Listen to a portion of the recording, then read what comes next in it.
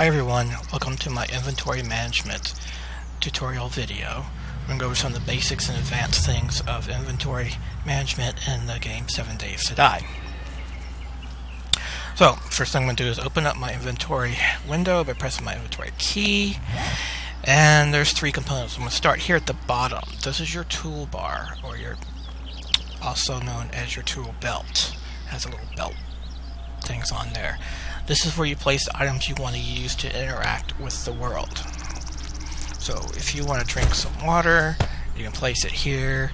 If you want to eat some food, you can place it here. And see, I'm holding the food. And I exit inventory and right click and I eat the food. Same goes for the water. If you have an item to place in the world, you select it, move it around to wherever you want to put it, and right click to place it. Same for weapons. Weapons have to be here if you want to use a weapon. And so on. Torches, whatever. Items that you are crafting with do not have to be in here, but anything you interact with the world does. So go back into inventory. You should not really keep anything in your toolbar that you're not using at the moment, or you will need to use in a quick moment, unless your backpack is full. The reason for that is if you die, currently in 7 Days to Die Alpha 6.4, when you die, you lose everything that you have in your toolbar will drop to the ground. Inventory will stay with you. That may change in the future, but for now, 6.4, remember what you have in your toolbar will drop if you die. Alright, so you can move things around by left clicking and dragging it, and then left clicking again to place it. You can take an item, right click on it, left click on it to pick it up, and then right click and it'll place one of those items.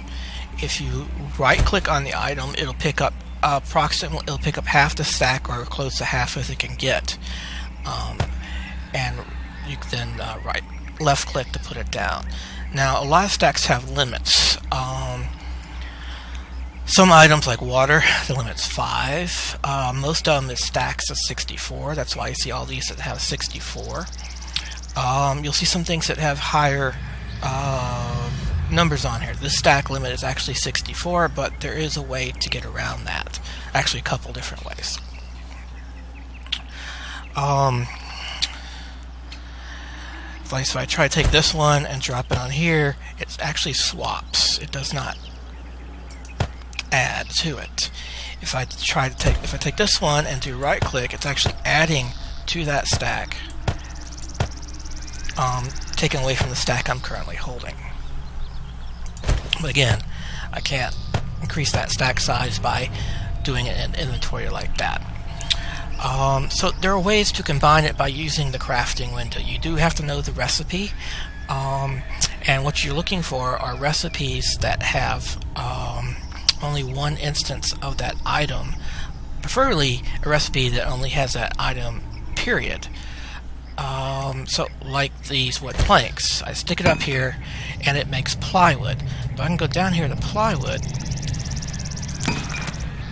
select it, and click on it, and you notice it's making more plywood. It's actually subtracting from this other stack here and adding it to this stack here.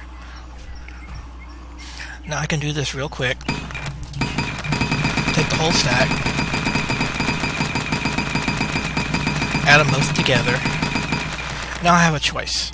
I can take this stack of plywood and save it. I can't add it to this one because the max is 64, but I can just take this here out of the crafting window and place it back in my inventory. The plywood is not made until you pull it out. So this is now a stack of 128. I opened up a slot. It goes pretty much the same for everything. That can be used in a recipe. The iron ingot can make foraging iron. This is a 1 item recipe. He knows it pulling from that stack right there. Take it out, now I'll have a larger stack. Scrap metals are kind of unique, that you could just place them anywhere up here and place another one and it automatically adds them together. So whenever you're scrapping items or including scrap metal, it'll just add them together and put it back. Same for scrap brass. Adds them together like that. Wood's kind of interesting, where you put a block of wood there and I'm making wood planks, but if I use burnt wood, it makes old wood. So I'm going to take this wood, place it up here, and start making more wood planks. Where's the wood planks?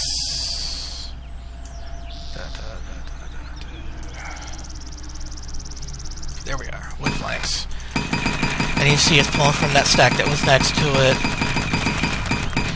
And we'll fast forward a bit. Now these are different types of wood that I'm adding to it. But it's all becoming that same wood. So now I've added all those, but the burnt wood was not added. If I continue from here,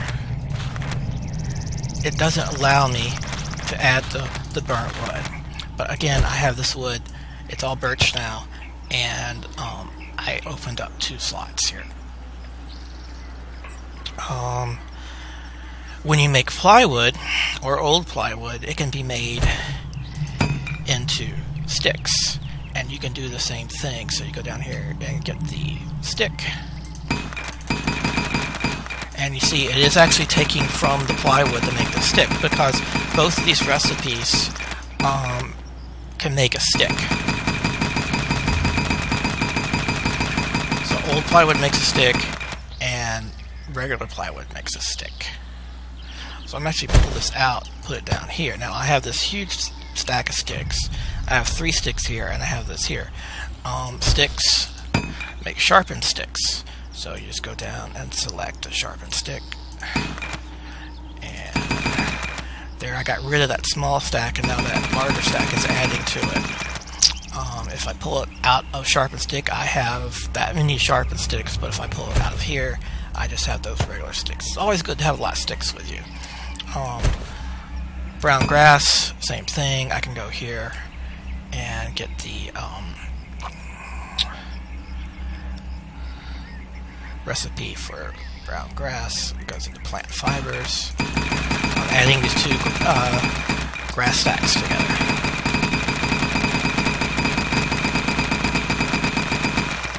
So now I have a stack of 128. But let's say I want to add this one to it. I can't because it's over 64. Then I go to the next step. I can't make anything directly from plant fibers. I can make an awning, but see, an awning is 9 spaces, and so I have to put 1 each in each of these spaces, and I take them out. I have 9 separate stacks. It's all split up. The trick to do it with this is you use a secondary item. So have to use something that uses plant fibers, which I do know something that uses it, and fortunately I have enough of those items, so I'll come back to it in a moment. Now water is kind of fun because it's only 5 per stack. You can't have a stack bigger than 5. Now you can make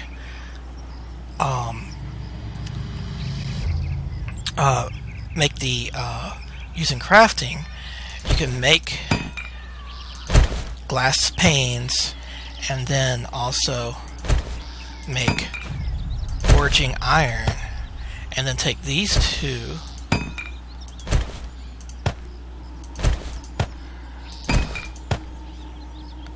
upside down and make a whole bunch of glass jars. And you could take that and fill it up with water, and you would have 1024 jars of water in 1 stack. But you know, often you're getting water out the field, you can't get more than 5 per stack. So the way you would handle that is you get some cornmeal and some water. Actually, I just want to put 5 cornmeals there so they're equal. Sometimes you have to equal them up. And just go here to the cornbread, and you see it's increasing both of those. I can take the 13 jars of water out, and I can take the cornmeal back out, and those have increased. So, I'm going to make some more forging iron, and I'm going to take that forging iron and make it into short iron pipes. Now I'm going to combine these two stacks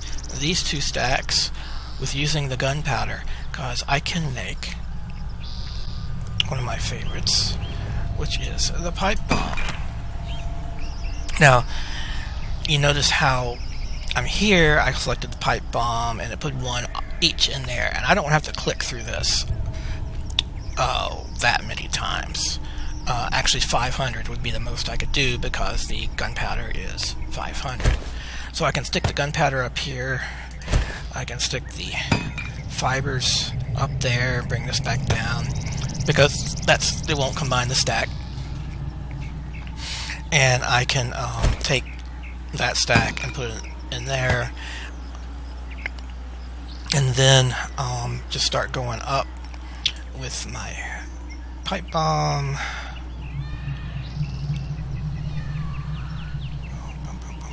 Where's the pipe bomb? Like I said, sometimes these things disappear when you have great amounts on there. Oh, it's not because I have the... No, it's not because I have the max there.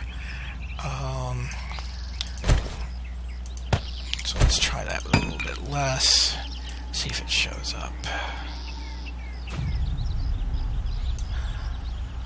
I'm going to take half of that out. Sometimes it's a little picky like this. There it is. So now I can go up.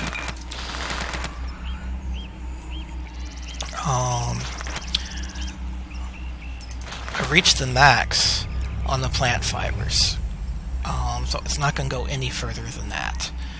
I have not reached the max on the short iron pipes, so I can go here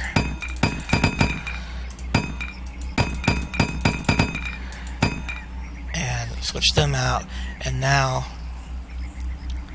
I've reached the max on the plant fibers, and here, let's see, I can take these and drag them all back down. The gunpowder will go to 500, and the short iron pipes there. The short iron pipes also make other things like the iron bars, but you see the iron bars use a lot of iron pipes in the recipe.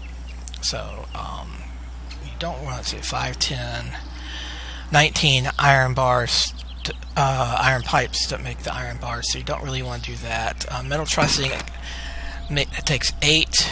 Don't want to do that. I could, the shotgun pump is wood, I believe, so that won't work. So the short iron pipes, you have to have enough of the gunpowder and the plant fibers to put them together. So all you gotta do is find yourself the right recipes to use to be able to put these together. So you like the repair tool is 7 iron pipes, so I'd have 7 separate stacks, so they would not combine. So I don't want to do that. I'm looking for something that would have just one, which is the pipe bomb.